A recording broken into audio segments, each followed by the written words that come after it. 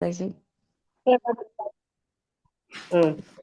Nama Okay. Vishnu Krishna Pristaya Pataka Swamini Namo Acharya Padaya Nidai Kripapatayane Gauragata Damadaya Nagara Gramadharine Namamo Vishnu Pataya Krishna Pristaya Budle Srimade Bhakti Vedanta Swamini Namne Namaste Saraswate Devi Gauravani Pracharane Nirvishesha Shunyavadi Bachati Deshadarane Jai Shri Krishna Chaitanya Prabhu Nityananda Shri Advaita Gadada Shivashati Gaura Bhakta Vrinda Hare Krishna Krishna Krishna Hare Hare Hare Rama Rama Rama Hare Hare Hare Krishna. இன்னைக்கு பகவத்கீதை அறிமுக வகுப்பு.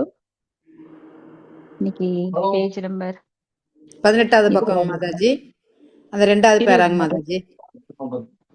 எனக்கு 20வது பக்கம் வருது. படிங்க. எந்த page? வேத ஞானம் இது போன்ற குறைபாடு உள்ள ஜீவன்களால் அதுங்க மாதாஜி. அந்த 4 இது பிரச்சனை பெரும்பாலும் அறியாமல் இருக்கிறான், மற்றவர்களை ஏமாற்ற மாதாஜி அதெல்லாம் முடிஞ்சிருச்சு.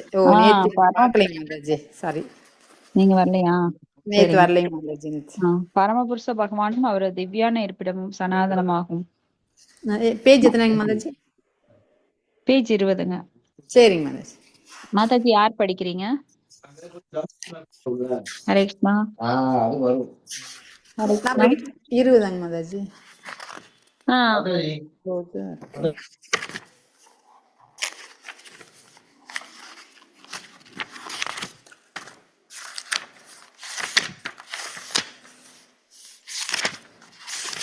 ஹரே கிருஷ்ணா. வேற யார் படிக்கிறீங்க மாதாஜி? எத்தனாவது பேஜ் படிக்கிறீங்க? 20வது பேஜ். 20ங்களா? 20 என்ன எதுங்க மாதாஜி? அந்த இடத்து நிச்சயமான ஆன்மீகமானம் என்று அதாங்க மாதாஜி. பரமபுருஷ பகவானும் அவரது திவ்யமான இடமும் சனாதனமாகும். நான் படிக்கிறேன் அப்படிப்பட்டவர்களே. நான் படிக்கட்டுங்களா? மத்த உயிர்வாளிகளும் அப்படிப்பட்டவர்கள். படிக்கிறேங்க மாதாஜி. பரமபுருஷ பகவானும் அவரது திவ்யமான இருப்பிடமும் சனாதானமாகும். உயிர்வாளிகளும் அப்படிப்பட்டவர்களே. சனாதன உலகில் பகவானுடன் உயிர்வாளிகள் உறவு கொள்வதே மனித வாழ்வின் பக்குவமாகும். ஜீவன்கள் பகவானின் மகன்கள் என்பதால் அவர் ஜீவன்களின் மீது மிகவும் கருணையுடையவராக இருக்கிறார். பகவான் கிருஷ்ணர் பகவத்கீதையில் அறிவிக்கிறார், சர்வ யோனிஷு அகம் பீஜ பிரதம் பிதா நானே, அனைவருக்கும் தந்தை. பல்வேறு கர்மங்களுக்கேற்ப பலவித உயிரினங்கள் இருப்பது உண்மையே. ஆனால் ஹரே கிருஷ்ண மாதாஜி, இதெல்லாம் படிச்சாச்சு. இருங்க மாதாஜி. சனாதனம் இல்லாத மத நம்பிக்கை 21. எனவே சனாதன தர்மம் என்பதாங்க மாதாஜி. சனாதனம் இல்லாத மத நம்பிக்கை மனித வாழ்க்கையின் கால அட்டவணையில் ஏதாவது தொடக்கம் இருக்கலாம். அதுதான் கரெக்ட்.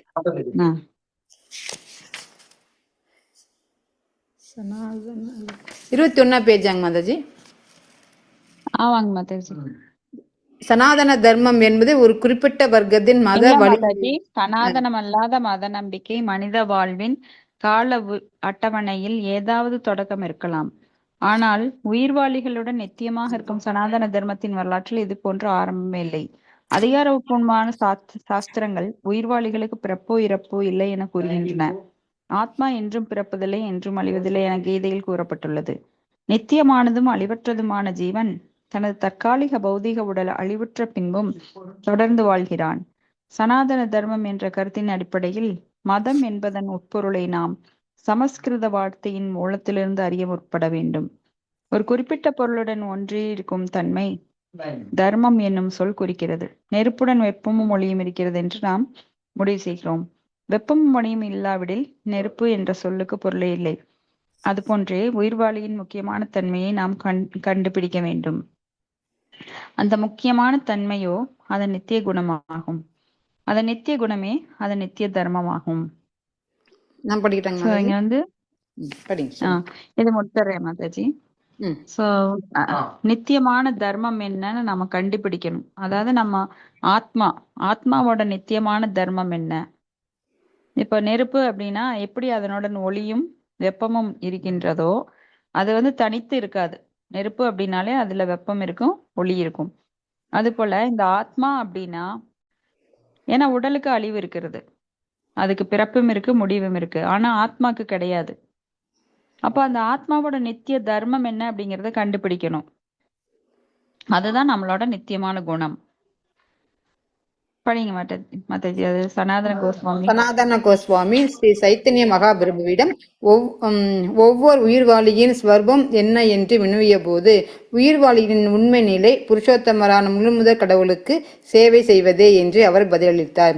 பகவான் சைத்தன்யரின் இந்த கூற்றை ஆராய்ந்து நோக்கினால், ஒவ்வொரு உயிர்வாளியும் மற்றொரு உயிருக்கு சேவை செய்வதில் எப்போதும் ஈடுபட்டுள்ளதை நம்மால் எளிதாக காண முடியும். ஓர் உயிர்வாளி மற்ற உயிர்வாளிகளுக்கு பல்வேறு விதங்களில் சேவை செய்கிறான். அவ்வாறு செய்வதால் வாழ்வை அனுபவிக்கிறான். சேவகன் எஜமானுக்கு சேவை செய்வதைப் போல கீழ்நிலை மிருகங்கள் மனிதனுக்கு சேவை செய்கின்றன. ஒருவன் தனது எஜமானருக்கு சேவை செய்ய, அவர் அடுத்தவருக்கும், அடுத்தவர் மற்றொருவருக்கும் என தொடர்ந்து ஒவ்வொருவரும் சேவை செய்து கொண்டுள்ளனர். ஒரு நண்பன் மற்றொருவனுக்கும், தாய் மகனுக்கும், மனைவி கணவனுக்கும், கணவன் மனைவிக்கும் சேவை செய்கின்றனர். இந்த உணர்வில் நாம் தேடிக் கொண்டு போனால், சேவை என்ற செயலை பொறுத்தவரை உயிர்வாளிகளின் சமுதாயத்தில் விதிவிலக்கே இல்லை என்பதை காணலாம். சேவை செய்வதில் தனக்கு இருக்கும் தகுதியை காட்டிக் கொள்வதற்காக அரசியல்வாதி தனது அறிக்கையை மக்களின் முன்பு சமர்ப்பிக்கின்றான். எனவே வாக்காளர்கள் அவன் சமுதாயத்திற்கு சேவை செய்வான் என்று நம்பி தங்களது மதிப்புமிக்க வாக்குகளை அளிக்கின்றனர். கடைக்காரன் வாடிக்கையாளருக்கும், கலைஞன் செல்வந்தனுக்கும் சேவை செய்கின்றனர். செல்வந்தன் தன் குடும்பத்திற்கும், குடும்பம் தேசத்திற்கும் என ஒவ்வொருவரும் சேவை செய்தல் என்னும் நித்தியமான உயிர்வாளியின் நிரந்தர செயலை செய்கின்றனர். இவ்வாறாக எந்த உயிர்வாளியும் மற்றொரு உயிர்வாளிக்கு சேவை செய்வதிலிருந்து விலகியிருப்பது இல்லை என்பதை நாம் காண முடிகிறது. எனவே சேவையை உயிர்வாளியின் நிலையான துணை என்றும், சேவை புரிவதே அவனது நித்தியமான தர்மம் என்றும் நாம் நிச்சயமாக முடிவு செய்யலாம். இருக்கும் ஒரு குறிப்பிட்ட நேரம், சூழ்நிலை இவற்றின் அடிப்படையில் மனிதன் தன்னை ஒரு குறிப்பிட்ட மத நம்பிக்கையை சேர்ந்தவனாக, இந்து, முஸ்லிம், கிறிஸ்துவன், பௌத்தன் அல்லது வேறு ஒரு பிரிவை சேர்ந்தவனாக காட்டிக்கொள்கிறான். இத்தகைய அடையாளங்கள் சனாதன தர்மம் அல்ல. ஓர் இந்து தனது நம்பிக்கையை மாற்றி முஸ்லிமாகவும், ஒரு முஸ்லிம் தனது நம்பிக்கையை மாற்றி இந்துவாகவும், ஒரு கிறிஸ்துவன் தனது நம்பிக்கையை மாற்றி வேறொரு மதத்தினராகவும் மாறிக்கொண்டே போகலாம்.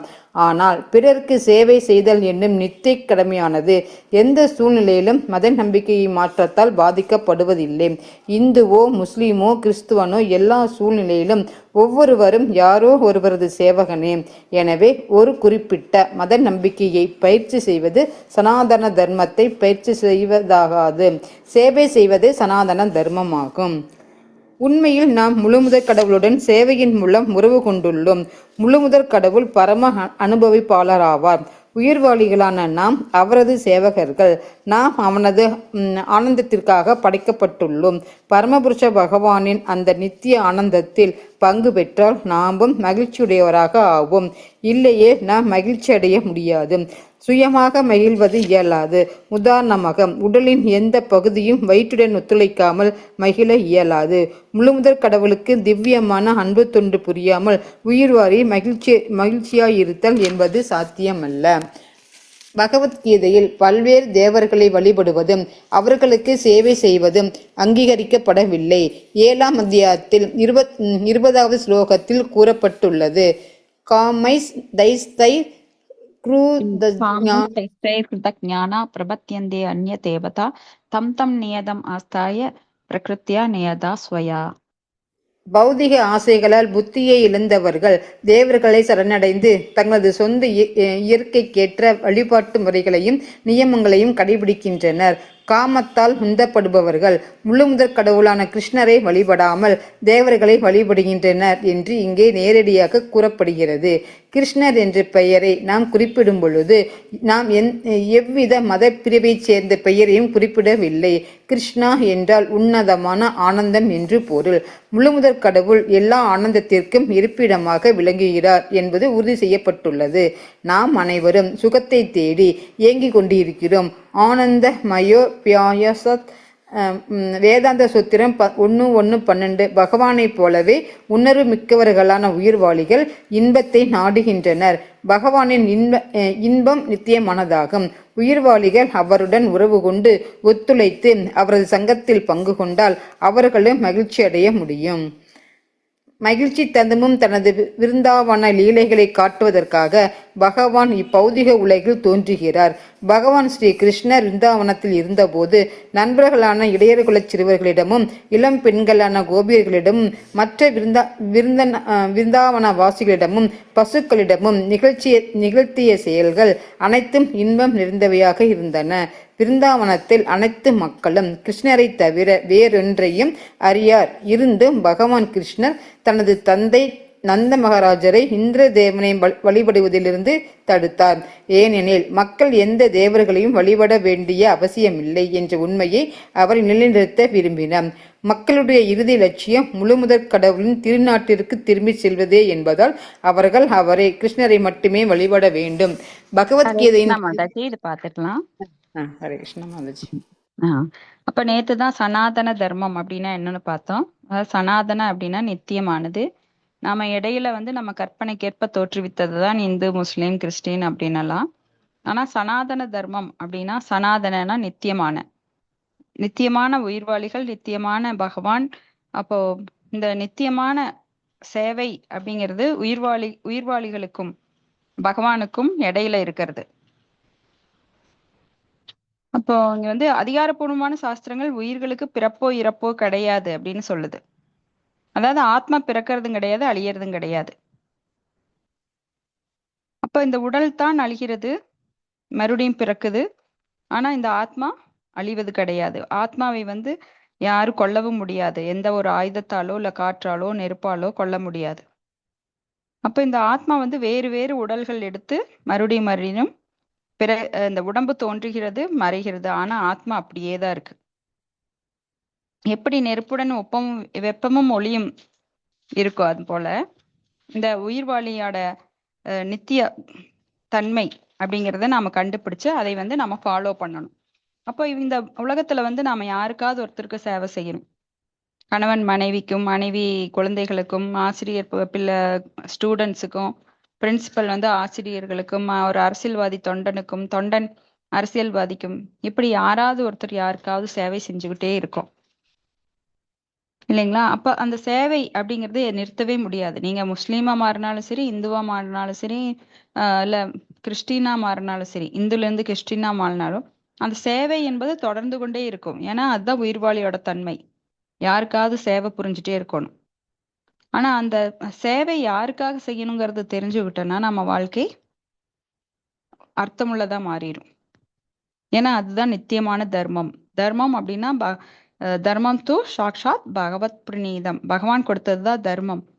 அப்போ இந்த உயிர்வாளிகள் ஜீவேன சுரூபகய கிருஷ்ணேர நித்ய தாஸ் அப்படின்னு சொல்லி இந்த ஜீவராசிகளோட தன்மை என்னன்னா பகவானுக்கு சேவை செய்வதே. அப்ப நாம அடையாளங்களை மாத்தினா கூட, வெளிப்புற அடையாளங்களை மாத்தினா கூட, அந்த ஜீவராசிகளோட அடையாளம் என்ன? சேவை செய்வது. ஆனா இந்த ஜட உலகில நாம ஒருவருக்கொருவர் சேவை செய்யறோம். ஆனா அதனால மகிழ்ச்சி அடைவது கிடையாது.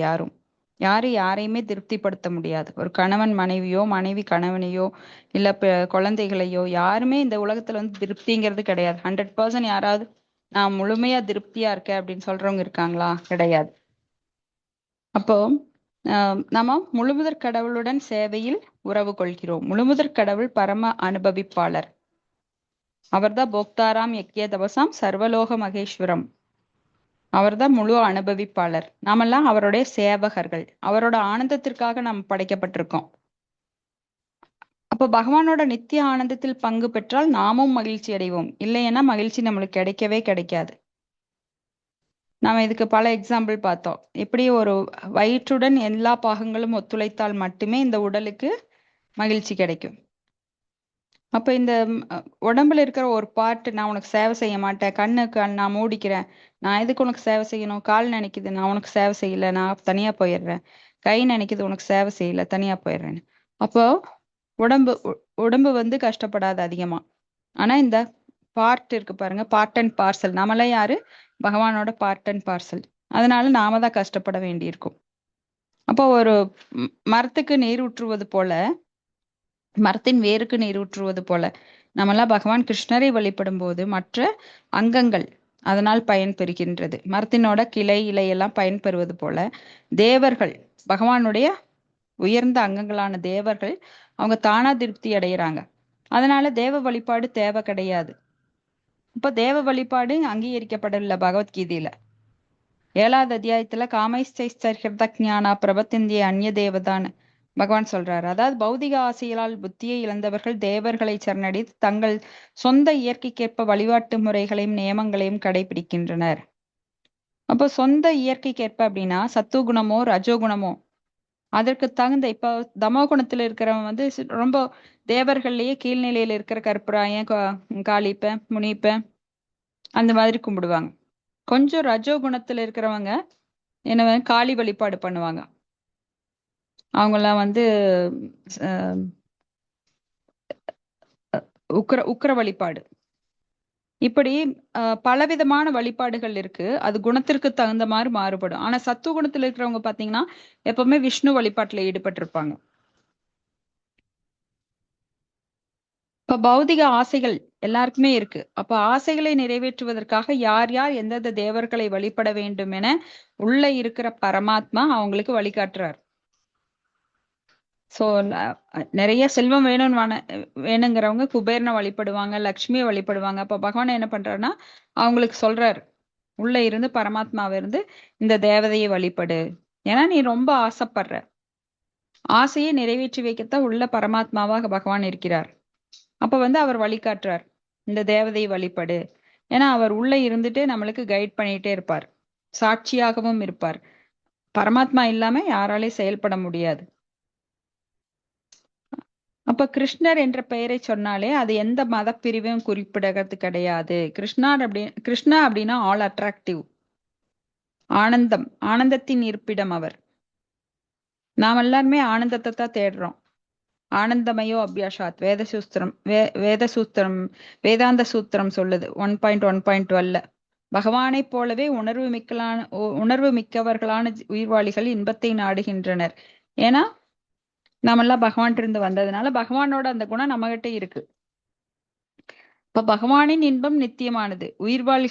உயிர்வாளிகள் அவருடன் உறவு கொண்டு ஒத்துழைத்து அவரது சங்கத்தில் பங்கு கொண்டால் அவர்களும் மகிழ்ச்சி அடைய முடியும்.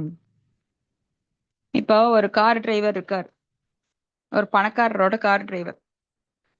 அவர் வந்து லக்ஸூரியஸ் கார் ஓட்டுறாரு. அப்ப அதுல இருக்கிற எல்லா வசதிகளும் அவனும் அனுபவிக்கிறான். ஆனா யாருக்கு ஓட்டுறான்? முதலாளிக்கு ஓட்டுறான். அது போல நாம் பகவானுடைய சந்தோஷத்தில் ஒத்துழைத்தோம்னா நம்மளுக்கும் அந்த சந்தோஷம் தானா கிடைக்கும். இப்ப மகிழ்ச்சி தழும்பும் தனது விருந்தாவன லீலைகளை காட்டுறதுக்குத்தான் அவர் வந்து இங்க அவதாரமா வர்றார். யாரு? பகவான் கிருஷ்ணர் சத்துவகுணத்தில் இருப்பவர்களை வந்து அட்ராக்ட் பண்றதுக்காக இங்க வர்றாரு. அவர் இங்க வர வேண்டிய அவசியமே கிடையாது. ஏன்னா அவர் ஆத்மராமா, தன்னுள் நிறைவு பெற்றவர். ஆனா இங்கேயே வராருன்னா சத்துவகுணத்தில் இருக்கிறவங்களை எல்லாம் கவர்வதற்காக, தன் பக்தர்களை கவர்வதற்காக, அந்த லீலைகளை காட்டுறதுக்காக இங்க வர்றாரு. அந்த பகவானுடைய செயல்கள் அனைத்தும் நித்தியமானவை, ஆனந்தமயமானவை. அதனாலதான் விருந்தாவனத்து மக்கள் எல்லாருமே கிருஷ்ணரை தவிர வேறொன்றையுமே நினைக்கிறது கிடையாது. பகவான் கிருஷ்ணர் தனது தந்தை நந்த மகாராஜரை இந்திரனை வழிபடுறதுல இருந்து தடுத்தார். விமோகன லீலை நம்ம பார்த்திருக்கலாம், அடிக்கடி பேசியிருக்கோம் நம்ம பாகவதத்துல. அப்போ அவர் வந்து இந்திரனை தடுக்கும் போது அவன் என்ன பண்றான்னா பயங்கரமான மழையை தருவிக்கிறான். சம்பர்த்தக மேகங்கள் எல்லாத்தையும் கூப்பிட்டு மழை பெய்ய சொல்லி கடுமையான மழை 7 நாட்கள் தொடர்ந்து பெரிய புயல் மழை அதெல்லாம் கொடுக்குறான். ஆனா கோவர்த்தன மலையை தூக்கி பகவான் அதை தடுத்துடுறார். அப்போ மக்கள் எந்த தேவர்களையும் வழிபட வேண்டிய அவசியம் கிடையாது என்ற உண்மை நிலைநிறுத்துறார் அதுல இருந்து.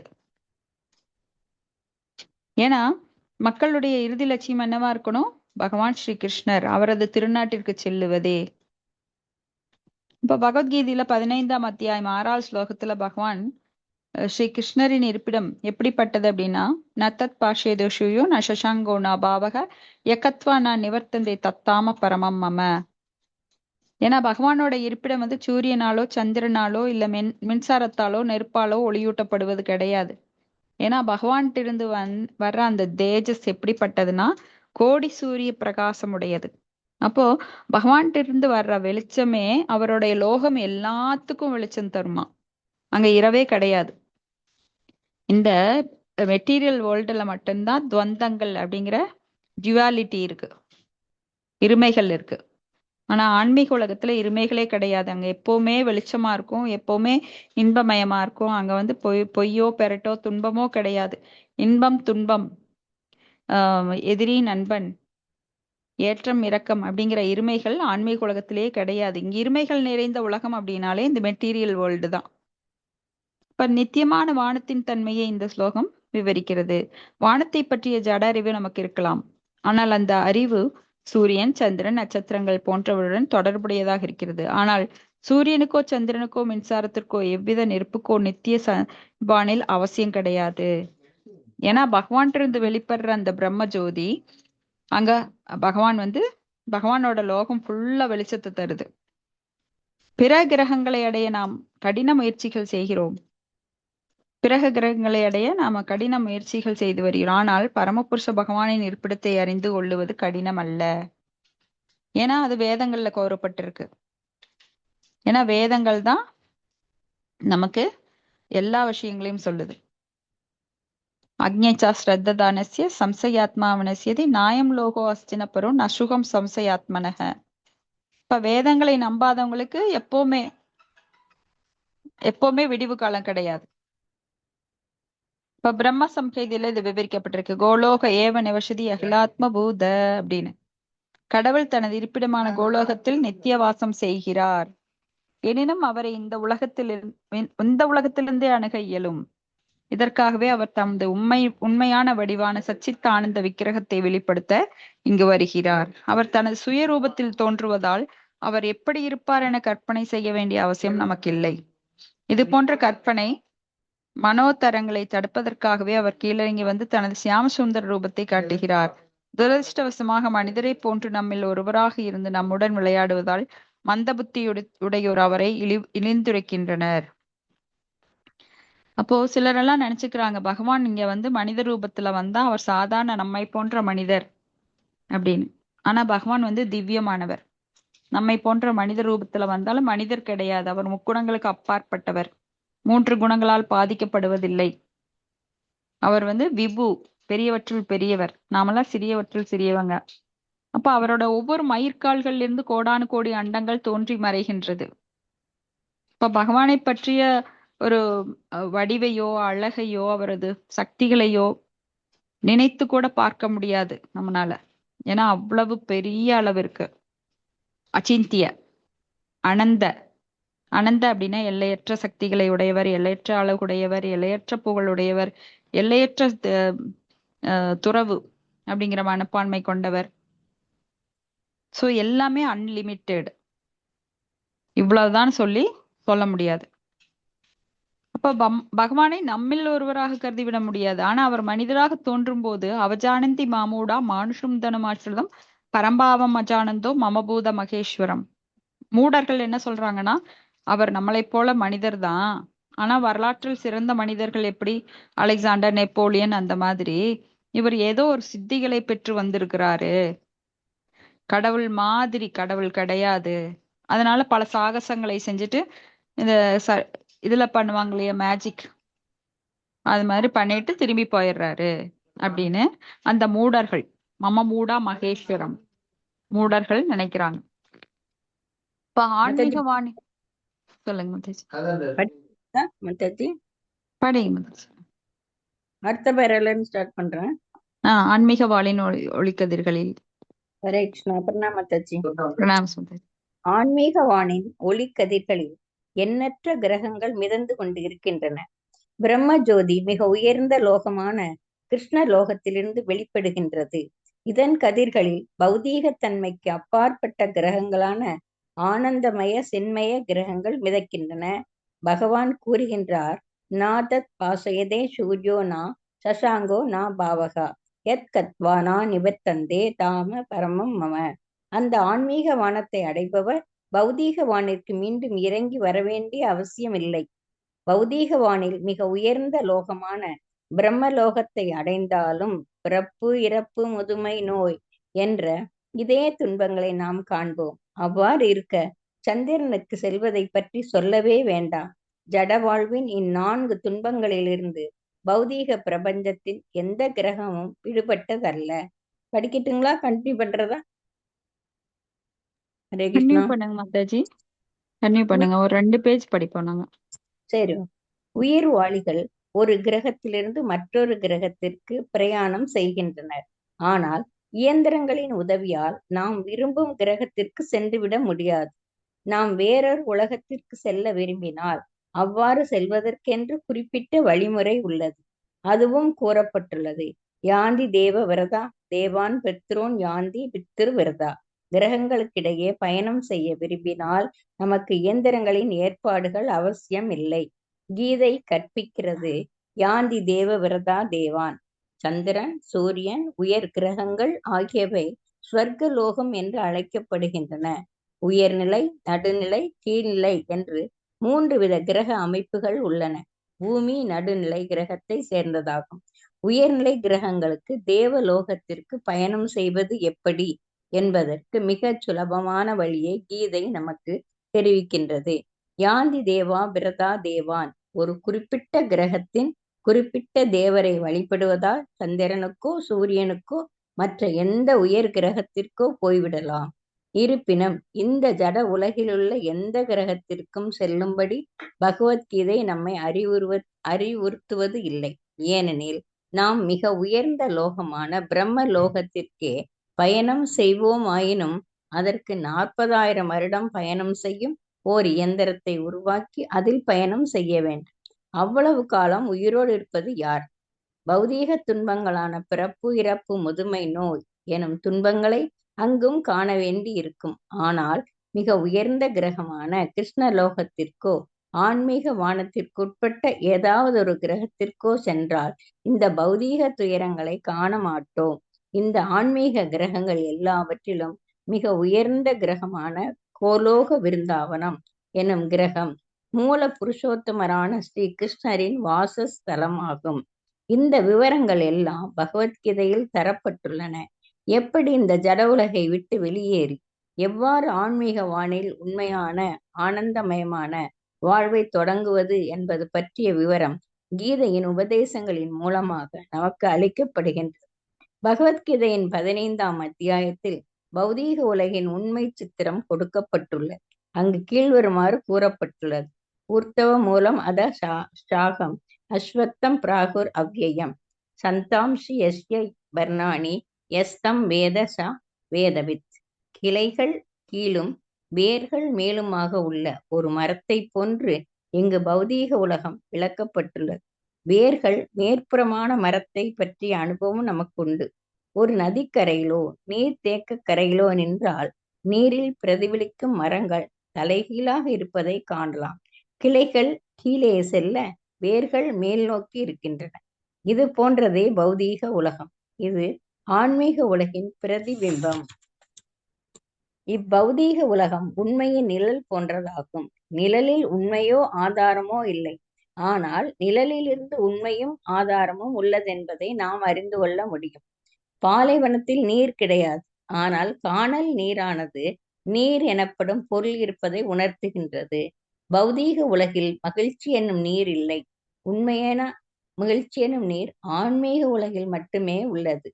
ஆன்மீக உலகை நாம் பின்வருமாறு அடைவதாக பகவான் உணர்த்துகிறார். பகவத்கீதை 15.5 நிர்மாண மோகாசி விதசங்க தோஷா அத்தியாத்ம நித்யா வினிவிர்த்த காமாக வந்த்வை விமுக்தக சுக துக சம்ஹை கச்சத் யா மூடா பதம் அவ்யயம் தத். அந்த பதம் அவ்யயம் நித்திய ராஜ்யம் நிர்மாண மோகனான ஒருவனால் அடையப்படுகிறது. இதன் பொருள் என்ன? நாம் அடையாளங்களின் பின் அலைகிறோம். ஒருவர் ஐயாவாக விரும்புகிறார், ஒருவர் பிரபுவாக விரும்புகிறார், ஒருவர் ஜனாதிபதியாகவும் ஒருவர் பணக்காரராகவும் ஒருவர் மன்னராகவும் இவ்வாறு ஏதாவது ஒரு உயர்நிலை பெற விரும்புகின்றனர். இந்த அடையாளங்களில் பற்று கொண்டிருக்கும் வரை நாம் உடலோடு பற்று கொண்டிருப்பதாக பொருள். ஏனெனில் அடையாளங்கள் உடலை சேர்ந்தவை. ஆனால் நாம் இந்த உடல் அல்ல. இதை உணர்வதே ஆன்மீகத்தின் முதல் படியாகும். தற்போது பௌதீக இயற்கையின் 3 குணங்களுடன் நாம் உறவு கொண்டுள்ளோம். பகவானுக்கு பக்தி தொண்டு செய்வதன் மூலமாக நாம் பற்றற்றவளாக வேண்டும். இறைவனுக்கு செய்யப்படும் பக்தி தொண்டில் நாம் பற்றுதல் கொள்ளாவிடில் பௌதீக இயற்கையின் குணங்களிலிருந்து நாம் விடுபட இயலாது. நம்மிடையே உள்ள காமம், ஆசை மற்றும் இயற்கையை ஆட்சி செய்ய நினைக்கும் எண்ணம் ஆகியவற்றின் விளைவுகளை அடையாளங்களும் பற்றுதல்களும் பௌதீக இயற்கையை கட்டுப்படுத்த நினைக்கும் நமது எண்ணத்தை நாம் கைவிடாதவரை சனாதன தர்மமான பரமனின் திருநாட்டிற்கு திரும்பிச் செல்லும் வாய்ப்பு நமக்கு இல்லை. அழிவற்ற நிரந்தரமான அத்திருநாட்டை அடைய முயற்சிப்பவன் பொய்யான ஜட இன்பங்களின் கவர்ச்சியால் மயக்கப்படாமல் பரமபுருஷ பகவானின் சேவையில் நிலை பெற்றிருக்க வேண்டும். இவ்வாறு நிலை பெற்றவன் எளிதாக அந்த உன்னத திருநாட்டினை அடைய இயலும். கீதையின் மற்றொரு இடத்தில் 8.21 கூறப்பட்டுள்ளது, அவ்யக்தோ அக்ஷா இத்யுக்த தமாகுக பரமாம் கதிம் யம் பிராப்யனா நிவர்த்தந்தே தத்தாம பரம் மம. அவ்யக்த என்றால் தோன்றாதது என்று பொருள். ஜட உலகம் கூட நமக்கு முழுவதுமாக தோன்றுவதில்லை. இந்த பௌதீக பிரபஞ்சத்தின் நட்சத்திரங்கள் அனைத்தையும் பார்க்கும் அளவிற்கு கூட நமது புலன்களுக்கு பக்குவம் இல்லை. வேத இலக்கியங்களிலிருந்து எல்லா கிரகங்களை பற்றிய பல்வேறு விவரங்களை நாம் பெற முடியும். நாம் அதனை நம்பலாம் அல்லது நம்பாமல் இருக்கலாம். எல்லா முக்கிய கிரகங்களும் வேத இலக்கியங்களில் முக்கியமாக ஸ்ரீமத் பாகவதத்தில் விவரிக்கப்பட்டுள்ளன. மேலும் பௌதீக வானிற்கு அப்பாற்பட்ட ஆன்மீக உலகம் அவ்யக்த தோன்றாதது என்று வர்ணிக்கப்பட்டுள்ளது. அந்த உன்னத திருநாட்டினை அடைய ஒருவன் இச்சையும் ஏக்கமும் கொள்ள வேண்டும். ஏனெனில் அந்த திருநாட்டை அடைந்தவன் இப்பௌதீக உலகிற்கு திரும்ப வேண்டியது இல்லை. ஹரிஷ்ணா, இதோட பாத்திரலாம் மாதாஜி. சோ இங்க நான் ஸ்கிரீன் ஷேர் பண்ணியிருக்கேன் பாருங்க. சத்தியலோகம், தவலோகம், ஜனலோகம், மகரலோகம், சொர்க்கலோகம், புவர்லோகம், பூலோகம். அதுக்கு பூலோகம். இந்த பூலோகத்துலதான் மனிதர்களாம நாம வாழ்ந்துட்டு இருக்கிறோம். நம்மளுக்கு கீழே 7 லோகங்கள் இருக்கு. அதல, விதல, சுதல, தலாதல, மகாதல, ரசாதல, பாதாள அப்படின்னு லோகங்கள் இருக்கு. சோ இது வந்து ஒரு அண்டத்துல 7 14 லோகங்கள். இது மாதிரி கோடானு கோடி அண்டங்கள் இருக்கின்றது. இதெல்லாமே பௌதிக உலகம். சத்தியலோகம், பிரம்மா வசிக்கிற உலகமும் பௌதிக லோகம்தான். சனத்குமாரர்கள் வசிக்கிற தபோலோகமும் தவம் செய்யற இடம். தவசிகள் எல்லாம் அங்க நிறைய இருப்பாங்க. அப்புறம் பிரஜாபதி போன்றவர்கள் அந்த ஜனலோகத்துல, மகரலோகத்துல பிருகுமுனிவர் போன்ற மிக உயர்ந்தவர்கள் இருப்பாங்க. சொர்க்கலோகத்துல தேவர்கள் இருப்பாங்க. புவர்லோகத்துல முன்னோர்கள் இருப்பாங்க. பூலோகத்துல மனிதர்களான நாம் இருக்கோம். அதல லோகத்துல அசுரர்கள், போதை மயக்கம் இதெல்லாம் அங்க இருக்கும். விதல, அதுல வந்து பூதங்கள், பூதகணங்கள், அசுரர்கள், அவங்களும் ஒரு வகையான அசுரர்கள். சுதல லோகத்துல மகாபலி, பலி மகராஜ் ஆட்சி செய்கிறார்.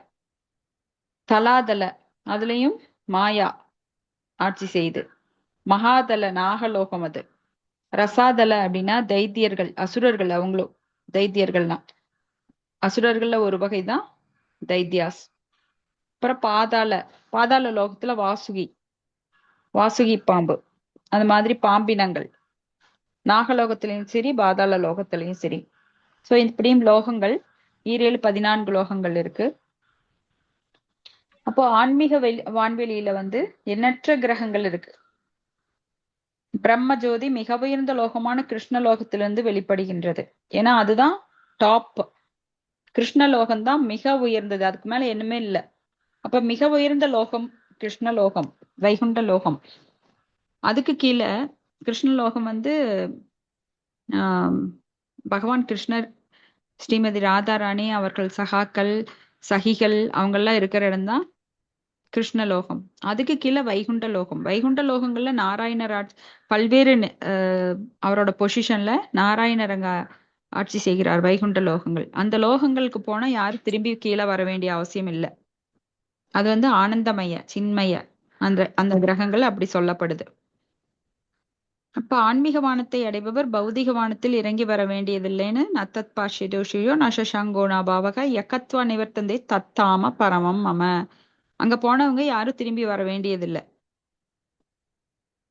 அப்போ ஆனா பிரம்ம புவனாலோகா புனராவர்த்தினோ அர்ஜுன மாமிபேத்தியத்து கவுந்தேய புனர்ஜென்மன வித்தியதே. இங்க நாம பாக்குறோம் இல்லைங்களா, 7 14 லோகம். அங்க எங்க போனாலும் பிறப்பு, இறப்பு, முதுமை, நோய் அப்படிங்கிற துன்பம் இருக்கின்றது. சிலரெல்லாம் நான் சொர்க்கத்துக்கு போறேன்பாங்க. சொர்க்கலோகம் யார் இருக்கிறா? தேவர்கள். அங்க தேவர்கள் எதுக்கு தேவர்கள் ஏன் அப்படி அந்த பொசிஷன் எடுத்துட்டாங்க அப்படின்னா, இங்கெல்லாம் மனிதர்கள் புண்ணியம் நிறைய செஞ்சுட்டா அவங்களுக்கு தேவலோகத்துல பதவி கொடுக்கப்படும். எப்படி அரசியல்வாதிக்கு மந்திரி பதவி கொடுக்குறாங்க, அது மாதிரி நாமெல்லாம் நிறைய புண்ணியம் செஞ்சோம்னா நம்மளுக்கும் தேவர்கள்ல பொசிஷன் கொடுக்கப்படும். ஆனால் நம்மளுடைய அந்த புண்ணிய பலன் முடிஞ்சதுன்னா அங்கிருந்து வெட்டி ஒரு வச்சா மறுபடியும் இங்கதான் வரணும், பூலோகத்துக்கு தான் வரணும். அப்போ உயிர்வாழி ஒரு கிரகத்திலிருந்து மற்றொரு கிரகத்திற்கு பிரயாணம் செய்கின்றனர். ஆனால் இயந்திரங்கள் உதவியால் நாம் விரும்பும் கிரகத்திற்கு சென்று விட முடியாது. அப்படி போகணும் அப்படின்னா நாம இப்ப பாருங்க, நம்ம பித்ருக்கள் எல்லாம் இருக்காங்க. அவங்க லோகத்துக்கு போகணும்னா என்ன பண்ணணும்? அவங்கள வழிபடணும்.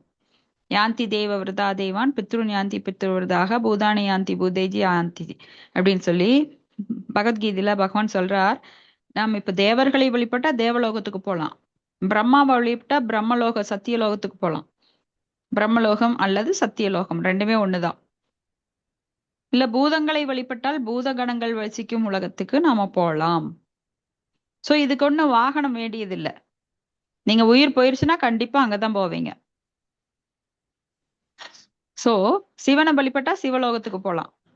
ஆனால் யார் ஒருவர் கிருஷ்ணரை வழிபடுறாங்களோ அவங்க கோலோக விருந்தாவனத்துக்கே போயிடலாம். ஏன்னா அதுதான் எல்லாத்துக்கும் டாப், ஏ கிளாஸ், 5 ஸ்டார். 5 ஸ்டாருக்கு மேல 7 ஸ்டார் சொல்றாங்க இல்லையா, அதுக்கு மேல என்ன இருக்குன்னு தெரியாது. ஆனா ரொம்ப பெருசு இது 7 ஸ்டார். அப்படியே நாம அங்க போலாம், 5 ஸ்டார் ஹோட்டல். அப்போ பகவான் தான் மிக உயர்ந்த நிலை, பகவான் ஸ்ரீ கிருஷ்ணர். அவரோட லோகத்துக்கு நாம போயிடலாம். அப்போ உயிர்வாளிகள் நான் எந்தெந்த கிரகத்துக்கு போகணும்னு நினைக்கிறாங்களோ அந்தந்த தேவர்களை அவங்க வழிபடலாம். ஆனா எங்க போனா நம்மளுக்கு நல்லது?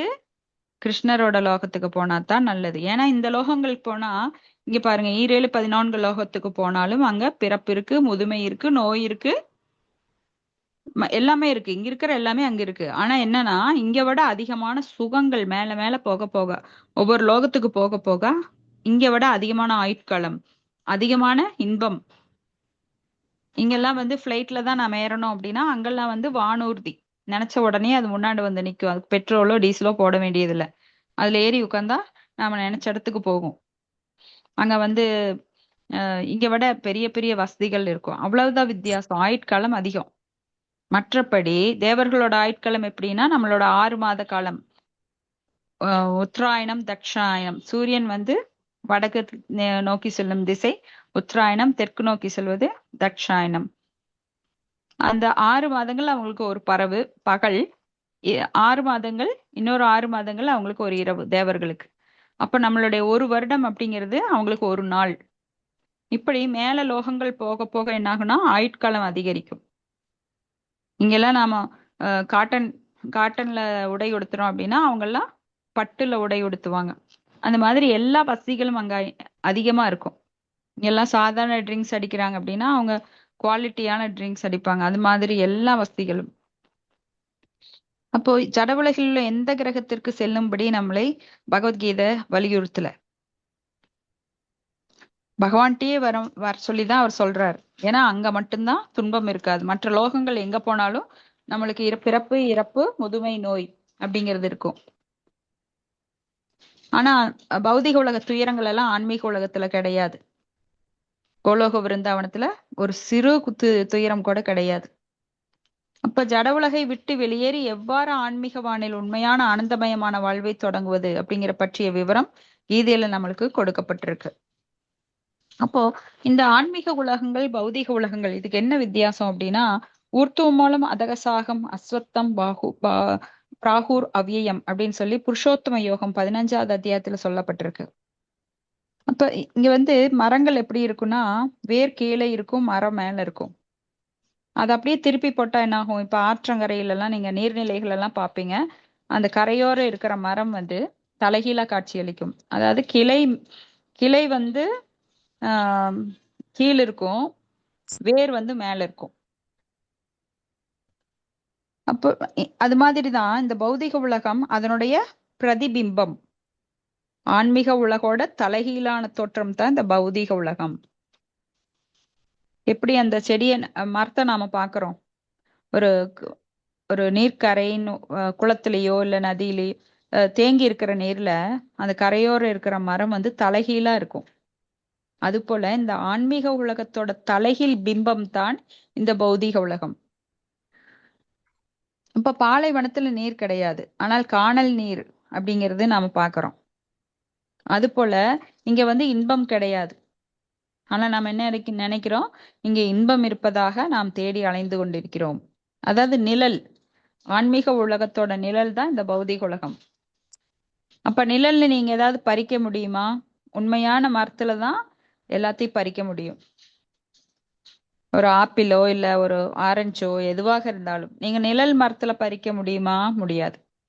இதுக்கு ஒரு சின்ன இது நம்ம சில பிரபுபாதர் சொல்லுவார் ஒரு ஸ்டோரி.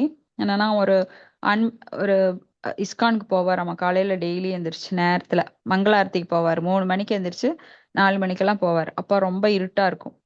அப்போ மழைக்காலம், அந்த டிச்சு தண்ணியெல்லாம் தேங்கி அது அந்த மழை தண்ணியோட தேங்கி நிக்குது. ரொம்ப நாற்றம், மூக்க பிடிச்சிட்டு போறாரு முன்னாடி போனவர். 2வது போறவர் இவரு பாக்குறாரு, அந்த தண்ணியில என்னமோ மினுங்குது, நல்லா ஜிகு ஜிகுன்னு ஜொலிக்குது. பார்த்தா வைர நெக்லஸ். சரி அதை எடுக்க போலான்னு போறாரு. அந்த தண்ணியை தொட்ட உடனே அது மறைஞ்சிருது. மறுபடியும் ட்ரை பண்றாரு, அது மறைஞ்சிருது. அப்போ அவர் பாட்டு குச்சி எடுத்து கலைக்கிறாரு. அவ்வளவு நாற்றத்திலயுமே அந்த மனுஷன் நல்லா குளிச்சுட்டு ரொம்ப திலக்கெல்லாம் போட்டுட்டு கோயிலுக்கு போறவரு. ஆனா ஆசை யாரை விட்டுது, அதை எடுக்கலான்னு ரொம்ப முயற்சி பண்றாரு. அப்ப பின்னாடி வந்து ஒரு பக்தர் இதை பார்த்துட்டாரு. அப்ப அவர்கிட்ட சொல்றாரு, பிரபு நீங்க டிச்ச கலைக்காதீங்க, மேல பாருங்க, அந்த மரத்துல இருக்கிறதோட வைர நெக்லஸோட பிரதிபிம்பம் தான் கீழே இருக்கு, மரத்துல தொங்கிட்டு இருக்குது பாருங்க வைர நெக்லஸ் அப்படிங்கிறாரு. இவருக்கு ரொம்ப வெக்கமா போயிருது. ஏன்னா ரொம்ப நல்லா குளிச்சு வெள்ளை வெளையேன்னு தோத்தி கட்டிட்டு வந்தவரு, தோத்தியெல்லாம் இப்ப சாக்கடை சாக்கடை நாத்தம். ஆனா அந்த வைர நெக்லஸ் அவருக்கு கிடைக்கல. கடைசியில பின்னாடி வந்தவர் சொன்னாரு, அது மரத்துல இருக்கு அப்படின்னுட்டு. சோ இந்த மாதிரி நாமெல்லாம் என்ன பண்றோம்னா அந்த நிழலை தேடி அலைகின்றோம். இங்க உண்மையான சந்தோஷமே கிடையாது. ஆனா சந்தோஷம் இருக்கிற மாதிரி மாயா நம்மளுக்கு எல்லாத்துலயும் பெண் மோகம், பொருட்கள் மேல மோகம், கவர்ச்சி, எல்லாவற்றிலும் கவர்ச்சி. சோ அதுதான் இந்த மாயா லோகம். சோ இங்க இருக்கிறது எல்லாமே நம்மளுக்கு இருப்பதை இல்லாத மாதிரி காமிக்கிறது. மாயா அப்படின்னா என்ன? இல்லாத ஒன்றை இருப்பதாக காமிப்பது. அப்போ ஆன்மீக உலகத்தை அடையறதுக்கு நாம என்ன பண்ணணும் அப்படிங்கிறது, நிர்மாண மோகா ஜிதசங்க தோசா அத்தியாத்ம நித்யா வினிவர்த்த காமா துவந்த்வைர் விமுக்தா சுகதுக்க சமக்ஞே கச்சஞ்சமூடா பதம் அவ்யயம் தத் அப்படின்னு ஸ்ரீ கிருஷ்ணர் சொல்றார். நிர்மாண மோகா பொய் அகங்காரம், இது மாதிரி நிறைய சொல்லப்பட்டிருக்கு. அது பின்னாடி பார்க்கலாம். ஏன்னா நம்மளோட அடையாளம் என்ன அப்படின்னு தெரியாமையே நாம ஒருத்தர் வந்து ஐயாவாக விரும்புறாங்க, பிரபுவாக விரும்புறாங்க, ஜனாதிபதியாக விரும்புறாங்க, பணக்காரராக விரும்புறாங்க. இப்படி ஏதாவது ஒரு உயர்நிலையை பெற ஒவ்வொருத்தரும் விரும்புறாங்க. இதுல பற்று கொண்டிருக்கும் வரை நாம் உடலோடு பற்று கொண்டிருப்பதாக பொருள். ஏன்னா வெளிப்புற அடையாளங்கள், எனக்கு ஒருத்த மதிப்பு தரணும், இந்த மாதிரி பொய்யான உணர்வுகள். ஆனா நாம் உடலே கிடையாது, நாம வந்து ஆத்மா. உண்மையில உடல் என கருதுவது செல்ஃப் ரியலைசேஷன் கிடையாது. தன்னை உணர்தல் அப்படின்னா என்ன? நான் உடல் அல்ல, ஆத்மா என்பதை உணர்வதே தன்னை உணர்தல். இப்போ பகவானுக்கு பக்தி தொண்டு செய்யறதன் மூலமா நாம் பற்றற்றவர்களாக வேண்டும். இறைவனுக்கு செய்யப்படும் பக்தி தொண்டுல நாம் பற்றுதல் கொள்ளாவிடில் பௌதிக இயற்கையின் குணங்களிலிருந்து விடுபட முடியாது. ஏன்னா நம்மளுக்கு காமம், ஆசை, இயற்கையின் மேல ஆட்சி செய்யும் நினைக்கும் எண்ணம், இந்த இந்த விளைவுகளே அடையாளங்களும் பற்றுக்களும். நாம் என்ன நினைக்கிறோம்னா, நான் எனது, என்னோட குடும்பம், நான் இந்த உடம்பு, இந்த உடம்புக்கு வந்து பெரிய வீடு வேணும், காரு வேணும், இந்த மாதிரி ஆசைகள். அப்ப அதாவது பொய்யால அடையாளம் என்ன? நான் இந்த உடல்னு நினைக்கிறது. அப்போ அந்த உடல் மேல ஆஹ் அஹ் பற்று கொண்டிருக்கும் வரை நாம என்னன்னா இந்த உலகத்துல இருக்கிற எல்லா பொருட்கள் மேல நம்மளுக்கு கவர்ச்சி உண்டாகும். அதனால நாம பகவானை பற்றி நினைக்கிறக்கே நம்மளுக்கு அங்க மனசுல எண்ணங்கள் இருக்காது. உண்மையான அடையாளம் என்ன? நான் ஆன்மீக ஆத்மா. அகம் பிரம்மாஸ்மி. அகம் பிரம்மாஸ்மி அப்படிங்கிறது 2 விதம் இருக்கு. ஒண்ணு வந்து நான் நான் வந்து ஆத்மா அப்படிங்கிறது, இன்னொன்னு நானே பரமாத்மா அப்படின்னு பகவானோட நிலைக்கு தன்னை உயர்த்திக்குவாங்க. அது தவறு. நான் அகம் பிரம்மாஸ்மி அப்படின்னா நான் பிரம்மன், நான் ஆத்மா, ஆன்மீக ஆத்மா அப்படின்னு நினைக்கிறது தான் உண்மையான அடையாளம். அப்போ ஆத்மா வந்து சச்சித் ஆனந்தமயமானது, கடவுளை போலவே நிலையான அறிவுமயமான ஆனந்தமயமானது. ஆனா அது உடல் அப்படின்னு நினைக்கும் போது என்ன ஆகுதுன்னா, நாம உடல் பற்றிய சிந்தனையில ஈடுபட்டிருக்கும் போது ஆத்மாவை மறந்துடுறோம். அப்போ உடலுக்கான தேவைகளை நிறைவேற்றுவதில் இந்திரிய சுகங்கள் நம்மளோட தேகாபிமானத்துல செயல்பட ஆரம்பிச்சிடுறோம். தேகாபிமானம் அப்படின்னா தேகத்தை அடிப்படையாக கொண்ட உணர்வுடன் செயல்படுகிறோம். அதனால நம்ம என்ன நினைக்கிறோம்? இது என் குடும்பம், இது இந்த என்னுடைய உடல்ல இருந்து வந்ததுனால இது என் மகன் மகள் அப்படின்ற ஒரு சுயநலத்துல நாம செயல்படுறோம். அப்ப நமக்கிடையே காமம், ஆசை மற்றும் இயற்கையை ஆட்சி செய்ய நினைக்கும் எண்ணம், இந்த பற்றுதல்கள் எல்லாம் இயற்கையை கட்டுப்படுத்த நினைக்கும் நமது எண்ணத்தை நாம் கைவிடாதவரை சனாதன தர்மத்தின் திருநாட்டிற்கு செல்ல வாய்ப்பு நமக்கு கிடையாது. அழிவற்ற நிரந்தரமான திருநாட்டை அடைய முயற்சிப்பவன் பொய்யான ஜட இன்ப கவர்ச்சியினால் மயங்கப்படாமல் பரம்புருஷ பகவானின் சேவையில் நிலை பெற்றிருக்க வேண்டும். இவ்வாறு நிலை பெற்றவன் உன்னத திருநாட்டை அடைய முடியும். அப்ப ஜட உலகம் கூட நமக்கு முழுவதுமாக தோன்றுவதில்லை. இந்த பௌதிக பிரபஞ்சத்தின் நட்சத்திரங்கள் அனைத்தும் பார்க்கும் அளவு கூட நமக்கு புலன்கள்ல பக்குவம் இல்லை. இந்த ஜட உலகத்தை யார் நாம முழுசா பார்த்திருக்கிறோம்? கிடையாது. ஏன்னா இதுல பல கோடி பொருட்கள் இருக்கிறது. அதையெல்லாம் பற்றிய ஆராய்ச்சியில ஈடுபட்டோம் அப்படின்னா நமக்கு பல கோடி ஜென்மங்கள் இருந்தாலும் பத்தாது. ஏன்னா நம்ம கண்ணு அப்படிங்கிறது இந்த 4 செவற்றுக்கு அப்பால பார்க்க முடியாது. ஏன்னா இதெல்லாம் ஜடக்கண்கள், குறையுடைய புலன்கள் நம்மளோடது. இப்ப வேத இலக்கியத்திலிருந்து எல்லா கிரகங்களை பற்றிய பல்வேறு விவரங்களை நாம் பெற முடியும். ஆனா வேதத்திலிருந்து நம்மளுக்கு கிடைக்கும், நம்ம கண்களால காண முடியாது. அப்ப அது வந்து பிரத்யக்ஷம் மூலமா நம்ம பார்க்க முடியாது. அப்போ நம்மளுடைய அனுபவபூர்வமா பார்க்க முடியும்னா அதாலையும் முடியாது. ஏன்னா நமக்கு காலங்கள் பத்தாது. ஹனுமானம் அப்படின்னா அவனை கற்பனை பண்றது, இப்படி இருக்கலாம் அப்படி இருக்கலாம். இப்போ சயின்டிஸ்ட் எல்லாம் என்ன பண்றாங்க? அப்படித்தான் கற்பனை பண்றாங்க. ஆனா வேதங்கள் நம்மளுக்கு சொல்றது உண்மையான விஷயங்கள், சத்தியமான விஷயங்கள். வேதங்கள் தான் நம்மளுக்கு ஆதாரம். வேதங்கள் மூலம் ஸ்ருதி ஸ்மிருதி சாஸ்திர புராணேதி அப்படின்னு, ஸ்ருதி அப்படின்னா வேதங்கள் மூலமாக, ஸ்மிருதி அப்படின்னா சாஸ்திர வழிவந்த நூல்கள் மூலமாக நாம் ஞானத்தை பெற்றுக்கொள்ள வேண்டும். இப்ப எல்லா கிரகங்களும் வேத இலக்கியங்களில் முக்கியமாக ஸ்ரீமத் பாகவதத்துல சொல்லப்பட்டிருக்கு. மேலும் பௌதிகவானிற்கு அப்பாற்பட்ட ஆன்மீக உலகம் தோன்றாதது என வர்ணிக்கப்பட்டுள்ளது. அந்த உன்னத திருநாட்டை அடைவ ஒருவன் இச்சையும் ஏக்கமும் கொள்ள வேண்டும். தோன்றாதது அப்படின்னா என்ன? பௌதிகவானிற்கு அப்பாற்பட்ட ஆன்மீக உலகம் தோன்றாதது. ஏன்னா அழிவு இருந்தா தான் தோன்ற வேண்டும். அழிவே இல்லாதது, எப்பொழுது தோன்றியது என்ற காலக்கெடுவும் நம்மளுக்கு எந்த ஹிஸ்டரியிலையும் கிடையாது. ஆன்மீக உலகம் முதலிருந்தே இருக்கு. அதுக்கப்புறம் தான் பௌதிக உலகம் தோற்றுவிக்கப்பட்டது. ஏன்னா ஆன்மீக உலகத்திலிருந்து நாமெல்லாம் தனியா இருந்து தனி குடித்தனம், பகவானை விட்டு பிரிந்திருக்க ஆசைப்பட்டு நானும் அனுபவிக்கணும், அகம் போக்தா, நானும் செயல்படணும், நான் தனித்து செயல்படணும், அகம் கர்த்தா அப்படிங்கிற நிலையில பகவானை விட்டு பிரிந்து வந்த ஆத்மாக்கள் நாமெல்லாம் வந்து தவறிழைத்த ஆத்மாக்கள். தவறிழைக்காத ஆத்மாக்கள் எல்லாம் இன்னும் ஆன்மீக உலகத்துல இருக்கிறாங்க. ஆனா நாமெல்லாம் என்ன பண்ணோம்? பகவானை விட்டு பிரிஞ்சு வந்து அனுபவிக்கணும்னு சொல்லி இங்க வந்து கஷ்டப்பட்டுட்டு இருக்கோம். ஆனா நம்மளுக்கு அந்த மறுபடியும் சான்ஸ் தர்றாரு. எப்படி எக்ஸாம் எழுதலாம்? ஒருத்தர் வந்து எக்ஸாம்ல ஃபெயில் ஆயிட்டா கூட மறுபடியும் நாம எக்ஸாம் ஃபேஸ் பண்ணி மறுபடியும் பாஸ் ஆகலாம். அது போல அவரது திருநாட்டை அடைய ஒருவன் இச்சையும் ஏக்கமும் கொள்ள வேண்டும். ஏன்னா இதுவரைக்கும் நம்மளுக்கு அதை பற்றிய அறிவு கிடையாது. ஆனா இப்ப அறிவு கொடுக்கப்பட்டவுடன் நாம் என்ன பண்ணணும்? பகவானோட திருநாட்டை அடைந்து சந்தோஷமா இருக்கணும்னா அதுக்கு ஏக்கம்.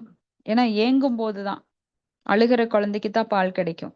அது மாதிரி நாம பகவானை நினைத்து ஏங்கணும். அந்த திருநாட்டை அடைய இந்த பௌதிக உலகத்திற்கு எப்போ நாம அங்க போயிட்டோமோ இங்க கீழே வர வேண்டிய அவசியமே நம்மளுக்கு கிடையாது. ஏன்னா அங்க எப்பவுமே இன்பமயம், பிறப்பு இறப்பு அப்படிங்கறதெல்லாம் அங்க கிடையாது. எப்பொழுதுமே நித்தியமானது அந்த உலகம். அங்க நித்தியமான செயல். அங்க வந்து ஆம், ரொம்ப இன்னும் ஆன்மீக உலகம் எப்படி வர்ணிக்கப்பட்டிருக்குதுங்கிறது நாம பின்னாடி பார்க்கலாம். இப்படி நம்மளுக்கு மிக ஆஹ், நிரந்தரமான இடம் எது அப்படின்னா, நம்மளோட சொந்த இருப்பிடம் எதுனா ஆன்மீக உலகம். நாம தவறி போய் இந்த பௌதீக உலகத்துக்கு வந்திருக்கிறோம். ஆனா அதை பத்தின அறிவு நம்மளுக்கு இதுவரைக்கும் இல்லாம இருந்தது. இப்ப வேதங்கள் மூலமாக ஸ்ரீல பிரபுபாதர் மூலமா நம்மளுக்கு இந்த அறிவு கிடைச்சிருக்கு. சோ அந்த உலகத்தை அடைய நாம் ஏக்கமும் ஆர்வமும் கொள்ள வேண்டும். அதுக்கான வழி என்னங்கிறத பகவத்கீதையில பகவான் நம்மளுக்கு சொல்லி கொடுக்கிறார். சரி, இதோட முடிச்சுக்கலாம். நாளைக்கு அடுத்த பேஜ் பார்க்கலாம். இதுல யாருக்காவது கருத்துக்கள் அல்லது சந்தேகம் இருந்தா டிஸ்கஸ் பண்ணலாம்.